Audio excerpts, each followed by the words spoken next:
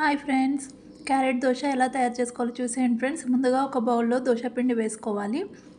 ఇప్పుడు ఒక మిక్సీ జార్లో క్యారెట్ని కట్ చేసి వేసుకోవాలి. కొన్ని వాటర్ వేసుకొని ఫైన్ పేస్ట్లా చేసుకోవాలి ఫ్రెండ్స్.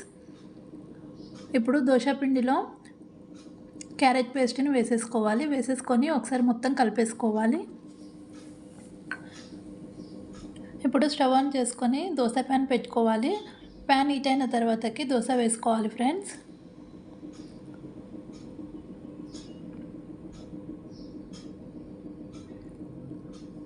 చూడండి ఫ్రెండ్స్, ఇలా వేసుకోవాలి.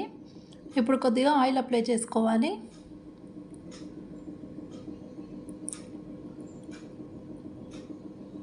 ఇప్పుడు మంచిగా కాల్చుకోవాలి ఫ్రెండ్స్. చూడండి ఫ్రెండ్స్, మనకు దోశ అనేది వన్ సైడ్ కాలిపోయింది. ఇప్పుడు టర్న్ చేసుకుందాము.